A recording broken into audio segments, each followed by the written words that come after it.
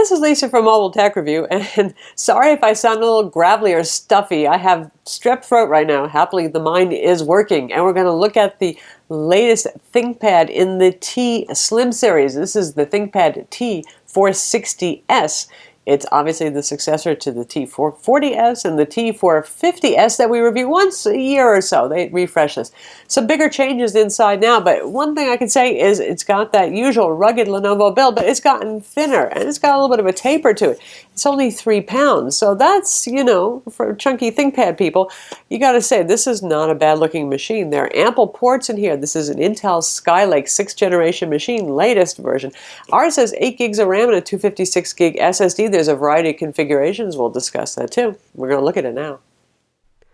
Usually ThinkPads evolve rather slowly. There's some relatively big changes here from the T440s and the T450s.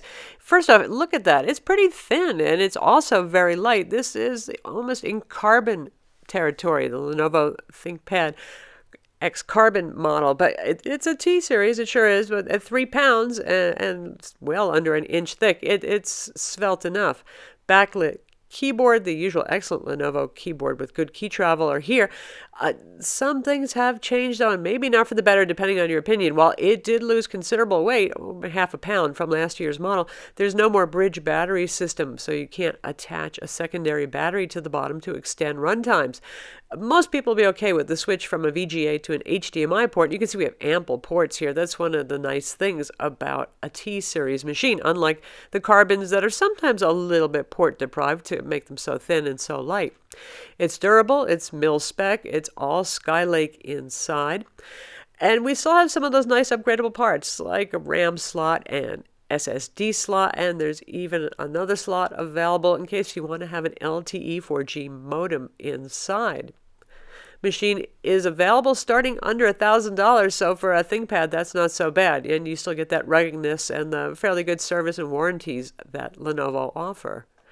And also lays 100% flat. It doesn't yoga, but it does flatten.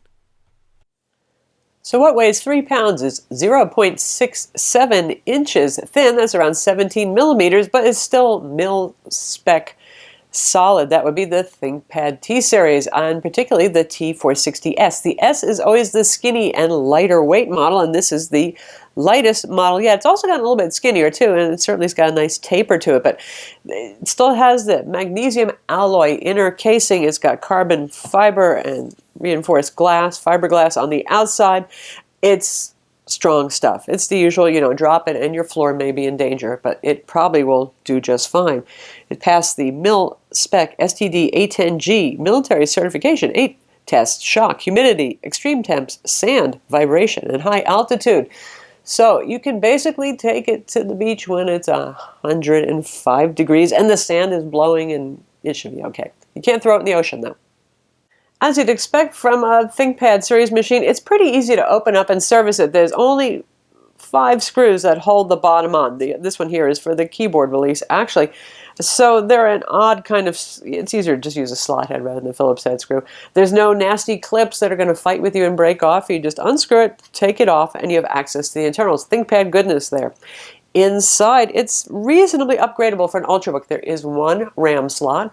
There are actually 2 M2 slots. One is used for the SSD, your choice of a SATA interface, which will be cheaper, or a PCIe NVMe drive, which will be very expensive. Lenovo's upcharge on that's pretty high, and honestly, I think most of us really won't notice the difference in experiential use, everyday use. The 2.5-inch dry bay, gone, sorry. It does have 2 batteries, which is just kind of an odd thing here. There's a battery here, and there's a battery here. They've split them in half. Only they could really tell us why that is. Each of them is 3 cells, 23.5 watt-hour and 26 watt-hour. So you're looking at a little over, around 50 watt-hour battery total. You can replace them if you open the bottom and service them as you would an SSD or a hard drive or the RAM. Obviously, there's no popping out of a battery anymore. So that's what's different from the T450s, which still had Lenovo's bridge battery system, where there was an internal battery built into the front, and then there was an actual removable, it has a latch, you can pop it out, secondary battery, and you could choose from the lower capacity to make it thinner and lighter, or the higher capacity if you needed more stamina. Sadly, that's gone, but that's because Lenovo really wanted the 460S model. There's still a regular 460. They wanted the S model to be as thin and light as possible. And it is about 3/4 of a pound lighter than the regular T460, and it is a 1/2 pound lighter than the outgoing generation. Now, instead of using the OneLink Plus docks, this one actually uses the old style connector on the bottom. So the OneLink Pro or the OneLink Ultra docks here if you do want to dock it at your desk. That said, there's a very ample amount of ports built into this already, so the port replicator is in part for convenience. Oh, also WiGig is available too. On this side, obvious ventilation over here. This is where Lenovo's charger plugs in. It's their standard square style charger. USB 3.0, your combo headphone jack, SD card slot on this side. Sierra Wireless, optional, unlocked 4G LTE modem is available. If you get that, this is where your SIM card slot is. We have gigabit Ethernet right here, another USB 3.0 port, full-size HDMI that replaces the VGA port that they used to have. Modern times, folks, it's coming. Mini display port right here, and another USB 3.0 port. There is no USB-C on this. Sorry about that, folks. Optional smart card reader is available too for those of you who actually still use that. Now, our friend can lay flat on his back like so. It does not yoga. It does not bend over backwards. It doesn't do any of those tricks. This is a conventional laptop that happens to get pretty darn flat. The keyboard is, well, typical, very good ThinkPad keyboard, and a lot like the feel of the X1 Yoga, which is a fine thing. 1.9 millimeters of key travel, so that's lots of key travel. The damping is very nice. It's not an annoying, overly clacky kind of keyboard at all. Smile-shaped keys. It's good stuff. Backlit, as usual with Lenovo, you hit the FN and the spacebar to turn it on. In a brightly lit room like this, it might be hard to see, but again, that works fine, and that does the job. Synaptics trackpad with your nav point pointer over here. Dedicated buttons for the pointer, but you're using the buttonless trackpad for the regular trackpad thing. And as ever, it's a Synaptics with plenty of settings for pinch and zooming and multi-finger gestures. It works very well. Nice job. Typically, Lenovo does do a good job with it. Fingerprint scanner over here, that is optional, but I think it's available on probably in most pre-built configurations that Lenovo is selling. And it's the kind you lay your finger on, no more little annoying slit. So that works very well. Works with the TPM module that's built into it. Well, for the display, there's good news and bad news. It's overall good news. Lenovo's business ThinkPad laptops typically haven't had the greatest displays in terms of color gamut.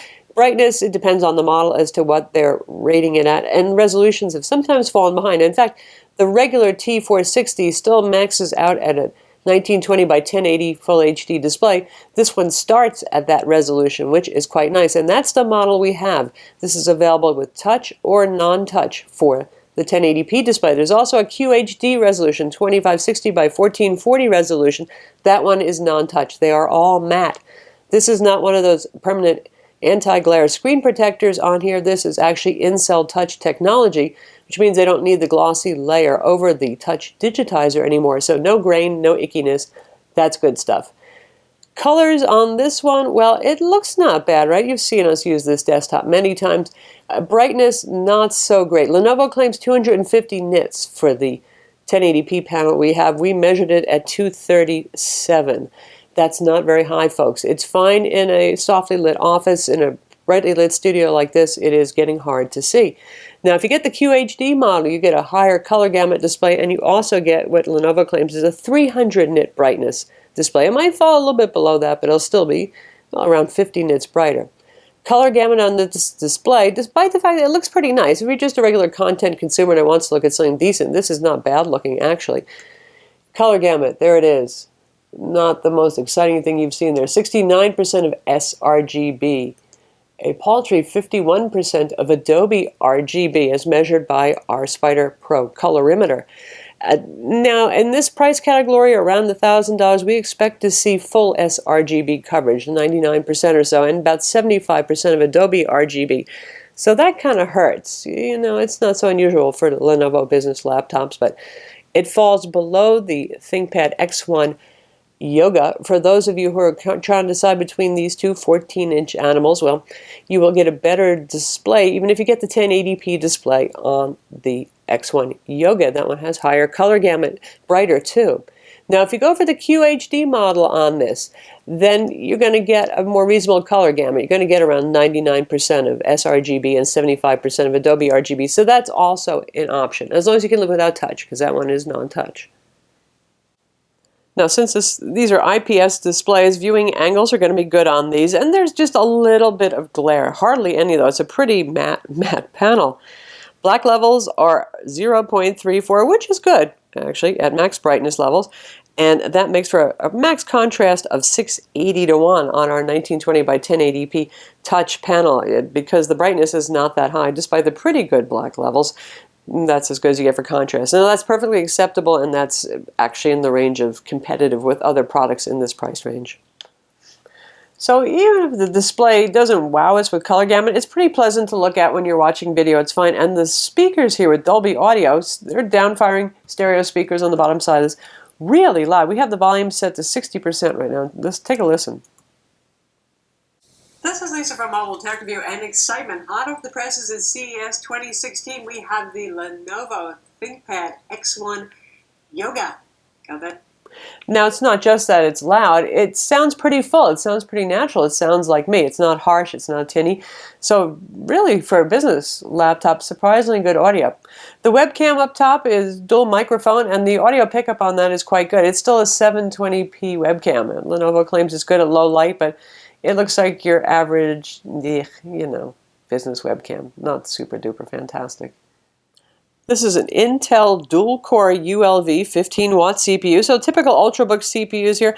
And Lenovo gets very good benchmark numbers out of the machine. I have to say, Intel Skylake 6th generation, of course, we have the 2.4 gigahertz Intel Core i5-6300U CPU, and you can see what it scored there. 3264 for the single core, 6787 for the multi-core in Geekbench 3. That's a very respectable score. We have 8 gigs of RAM in ours. It's interesting architecture. There's 4 gigs of RAM soldered on board and 1 RAM slot with DDR4 RAM installed. So you can go up to a maximum of 20 gigs of RAM if you want to. We have the standard SATA SSD interface here. We don't have that fancy NVMe SSD. So those speeds are okay, but nothing to write home about. But experientially, it feels very fast. PC Mark 8, again, a very healthy score for the home accelerated, 3167. Good stuff there. And lastly, there's the Crystal Disk Mark score that measures SSD speed. Again, this is the SATA interface M2 SSD we have in here. It's made by Samsung. Probably the slot would actually work with PCIe NVMe SSDs if you want to upgrade after the fact, since Lenovo does charge a lot and the shipping times are longer for the NVMe SSDs. You can stick a 2-leg or a 3-leg M2 SSD in there, so it's a question about whether the NVMe speeds are actually enabled on the motherboard. My suspicion is that they're only going to make one motherboard on this, so probably yes, but I can't promise you. Intel 8260 Wi-Fi AC is standard. That's dual band. Bluetooth 4.1 also. Good Wi-Fi performance there. That's the latest Wi-Fi chipset, so good times there. So let's talk a little bit about some configurations and pricing. It starts at about $980. It gets you a Core i5, the non-touch 1080p display, 4 gigs of RAM, and 128 gig SATA SSD. Ours sells for around $1,300. That's still the same Core i5, but we have a 8 gigs of RAM and a 256 gig SATA SSD and a touch screen. Touchscreen option adds around $70. If you want to go up to QHD, that's about $90 or so if you want to increase your resolution. Now, Lenovo talks about an option that we haven't actually seen yet in the United States. I believe some countries do have this, and this is for low-end NVIDIA 930M graphics with 2 gigs of DDR3 VRAM. That's pretty low-end. You know, the 940M is available in the ThinkPad Yoga 460, otherwise known as the ThinkPad Yoga 14 here in the United States, and that gives a little bit of extra oomph, enough to make a game slightly more fun, like BioShock Infinite on low settings, and that's about as much as you want to do with that. 930 is even lower, so I'm not even sure I would jump at that if it was available. So you just have Intel HD 520 graphics here until Lenovo decides to offer that option. So how about battery life? Well, there is no bridge battery systems, so there goes that. No super duper, crazy 15-hour runtimes. Lenovo claims up to 10 hours. Very likely that would be with the 1080p display, which is what we have. Now, we get more like 7.5 hours of battery life, and that's been pretty consistent. And that's doing, light productivity work, Word, Excel, email, some web browsing, streaming some Netflix video, 1080p video in that mix. If you're doing something even heftier, and this has pretty decent performance, so you might want to use it for something like compiling code. I wouldn't want to compile 500,000 line program, but for smaller programs, it certainly has all the power you need. It can do some 1080p video editing, all that sort of thing. If you do those things, you're going to get shorter battery life, but so far for us, it's actually been running quite well. I know some of you are trying to decide between the Lenovo ThinkPad T460s, which is now on the right over here, and the ThinkPad X1 Yoga on the left. And you can see the difference in the displays there in terms of brightness and in terms of color, and that is the QHD display on the left for the Yoga, but they're both pretty good looking, 1080p or QHD, and they both have the same higher color gamut than the T460s 1080p model. Again, if you get the QHD, they'll be about the same. They look almost identical, don't they? They're both very light. The T460s is a bit heavier. It's 3 pounds versus around 2.8 pounds, so it's not super duper different. Really, the difference is going to be with your Yoga, besides, generally speaking, a better quality starting level display for the 1080p display, is that active digitizer, the pen. The T does not support the Wacom AES pen. Also, for those of you who want to use it as a convertible, the Yoga yogas into a variety of positions, whereas the T only goes laying flat. That's as versatile as you get with it. One thing I actually do like better about the T460s, though, is, again, that in-cell naturally matte display, because there's no glossy layer on it. With our Yoga there, we still have a anti-glare film that's laid over the digitizer, and it's still more shiny, honestly, a bit more reflective, and it looks like there's a distance from the top of the glass to the actual picture being displayed when you look at it closely. So there you have it. It's almost a ThinkPad X1 Carbon, isn't it? It's gotten so thin and light, which is a nice thing because you still have a very ample selection of ports, especially for a very small Ultrabook like this. 14-inch display, now with higher resolution options compared to the last generation. That's a good thing. The bad news is no more bridge battery system for this particular model. It's not gone away completely from Lenovo products, but not here. In the interest in making it thinner and lighter, the T460s loses that option. For those of you who want to clip on that extra battery, that means for super duper runtimes, not going to be an option here. Otherwise, a very solid machine, a decent display, not something, you'd want to use if you're a graphics art professional, unless you go with that QHD option instead of the higher resolution display with wider color gamut. But all in all, a solid machine, and starting at around $1,000, less if you get a very basic model. I'm Lisa from Mobile Tech Review. Be sure to visit our website for the full written review and subscribe to our YouTube channel for more cool tech videos.